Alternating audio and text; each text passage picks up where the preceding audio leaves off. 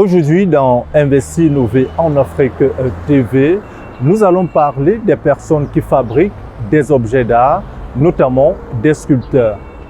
À Yaoundé, dans la ville aux Sept Collines, nous avons rencontré des sculpteurs au quartier Hippodrome. Plusieurs se sont prêtés au jeu, ils nous ont répondu, ils nous ont parlé de ce métier. Pour en savoir davantage, je vous propose juste de nous retrouver derrière après cette transition.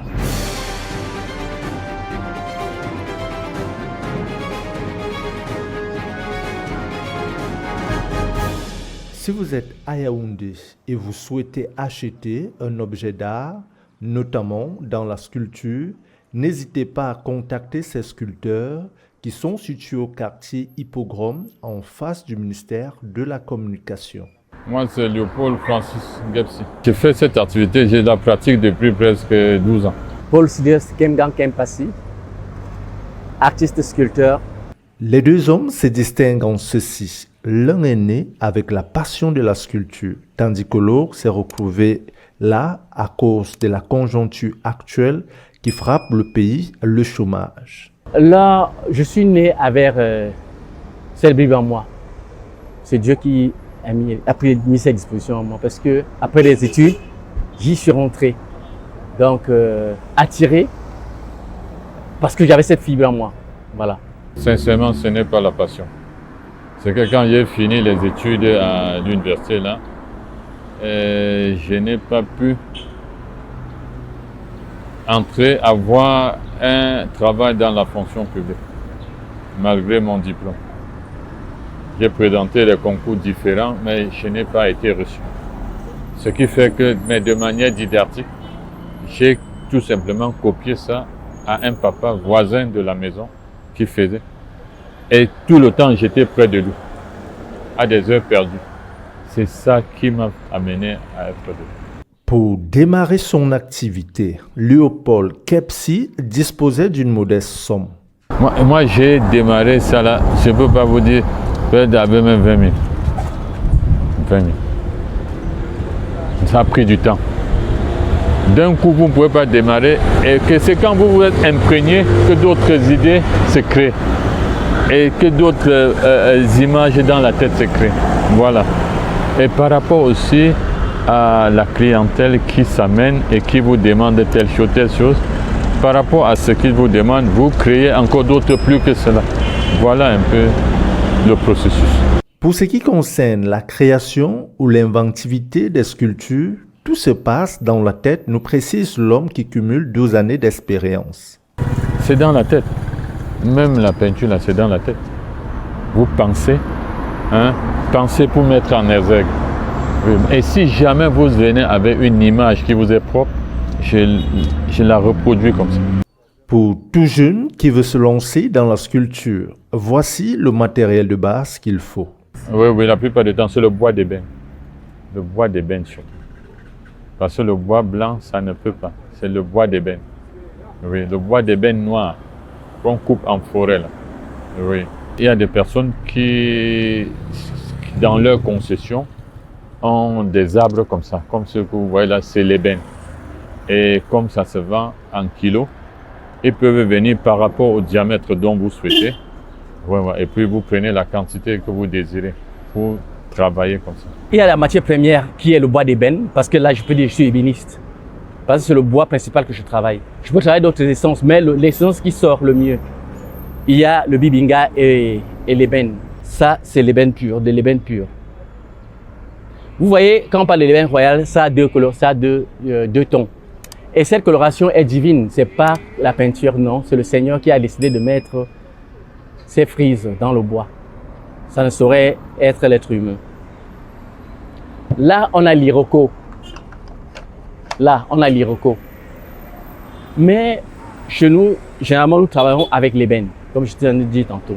Notez bien, il ne suffit pas d'avoir le matériel ou le capital pour se lancer, mais il faut se faire former. Ce métier demande d'être formé au préalable. Si on n'est pas formé, on ne peut pas y arriver. Il faut être formé au préalable. C'est pas un jeu. Concevoir, dessiner déjà, c'est pas facile. Combien de fois dessiner en sculptant? c'est 2 fois dessiner. Vous dessinez d'abord dans la tête et vous le ressortez avec les doigts. Là pourquoi je dis 2 fois dessiner. On dessine dans la tête, on le ressort, le même dessin au bout des doigts. Le démarrage de cette activité ne nécessite pas un grand budget, nous confirme Léopold Kepsi. Moi, j'ai démarré ça là, je ne peux pas vous dire, peut-être avec même 20 000. 20 000. Ça a pris du temps. D'un coup, vous ne pouvez pas démarrer et que c'est quand vous êtes imprégné que d'autres idées se créent et que d'autres images dans la tête se créent. Voilà. Et par rapport aussi à la clientèle qui s'amène et qui vous demande telle chose, par rapport à ce qu'ils vous demandent, vous créez encore d'autres plus que cela. Voilà un peu le processus. À la question call de savoir combien coûte un objet d'art, Léopold Kepsi nous répond. Il n'y a pas de prix standard. Là n'a pas de prix. Là se négocie. Du client au propriétaire, au vendeur. Hein? C'est entre les deux. Il n'y a pas un prix standard. Si c'était comme l'alimentation, comme le savon, c'est là où c'est les prix standards. Mais ici, ça n'a pas de prix. Vous pouvez voir ça chez moi, 45 000. À quelqu'un d'autre, vous allez voir 100 000. Ce dernier a été clochardisé par les membres de sa famille. La première des choses, c'est les moqueries. C'est les moqueries, même en dehors de la famille. Certains dans la famille se moquent de toi, même ceux qui passent là, même présentement comme on est là. Quand on vous voit assis là, bon, la première idée qui est dans la tête, c'est que c'est des clochards. C'est des personnes qui ont raté leur vie. Hein? Oui, on ne vous considère pas. Mais aujourd'hui, il est fier de son activité qui nourrit son nom. Par rapport à ça, je peux vous dire que je suis chez moi. Mes enfants vont à l'école. Et pas dans n'importe quelle école. Les aînés sont à l'université. Bon, il ne manque rien pour les études. Oui. Même pour la santé, même pour la nutrition. Comme toute activité, la sculpture fait face à de nombreuses difficultés, nous dit Léopold Kepsi et Paul Sylvestre. C'est la vente, la commercialisation, la vente.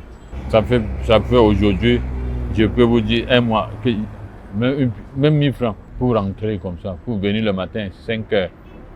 Tu rentres le soir, 20 heures. Tu t'affouilles encore pour trouver 1000 francs pour rentrer. Donc c'est de manière périodique. Vous comprenez? Il y a des moments où tu peux rentrer avec quelque chose de consistant. Mais comme ces derniers jours, un mois, c'est la catastrophe. Oui, vraiment. Ça, je vous le dis très honnêtement. La première difficulté de ce métier, c'est la vente. Parce que, rendez-vous compte, le gouvernement camerounais demande de vendre la marque Cameroun. Mais paradoxalement, lorsque les étrangers viennent au Cameroun, achètent nos objets et on rattrape ces objets à l'aéroport quand ils veulent partir. Ça, c'est vendre le made in Cameroun? Je pense que non, je crois que non. Ça, c'est vendre la chèvre et tenir la corde. De ce fait, ça ne peut pas. On ne peut pas vendre la marque du Cameroun. Que le gouvernement camerounais libéralise. C'est vrai qu'il y a des essences à protéger. Bon, vous savez, généralement, c'est l'ébène qui est tellement prisé. Ce n'est pas des grumes qui partent, mais c'est des objets fabriqués. Donc, ça veut dire que ça part en infime quantité. Si c'était des grumes, ils se plaindraient. On comprendrait encore.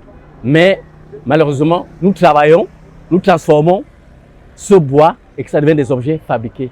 Pourquoi est-ce qu'on ne laisse pas que l'on puisse le vendre et que ça sorte du Cameroun librement? À la question de savoir est-ce que les Camerounais s'intéressent à la sculpture, Paul Sylvestre nous dit. Certains s'intéressent, d'autres pas. Certains ne s'intéressent pas parce qu'ils n'ont pas envie, mais je pense que la bourse leur permet parfois pas. Vous savez, on a cultivé dans la tête des Camerounais que c'est le clinquant qui vient d'ailleurs qui est toujours un mythe et qui est le meilleur. Je pense que non. Les Camerounais ont le savoir-faire. Ils ont dans leurs entrailles des choses qu'ils peuvent extérioriser et défier et conquérir le monde avec. Pourquoi vous vous rendez compte quand les Camerounais vont dans les concours à l'extérieur, les concours d'art, ils remportent parce qu'ils ont du savoir-faire. Hein? On n'a pas de machines, mais nous avons quand même le savoir-faire et le peu de matériaux que nous avons, on utilise et on s'en sort avec. Donc, les Camerounais doivent cesser de croire que ce qui est bien ne vient que de l'extérieur. Je sais que pour acheter de l'art, c'est se faire plaisir. Lorsqu'on n'a pas déjà pu se vêtir, se nourrir, on ne peut pas se faire plaisir. Donc l'art, c'est pour une certaine classe. Mais je les encourage à venir vers nous. Nous allons les aider à nous aider. Léopold Kepsi et Paul Sylvestre encouragent les jeunes à ne pas baisser les bras, mais plutôt à croire en leurs rêves. Mais tout, c'est d'avoir le courage. Parce que chacun n'aimerait jamais venir comme ça et que ceux qui passent là à longueur de journée se mordent de lui. Jamais. La première idée pour chaque personne qui passe là, c'est que voilà les clochards. Voilà les gens qui ont raté la vie. Vous croyez que chacun peut accepter, subir ça? Hein? C'est ça, donc c'est le courage.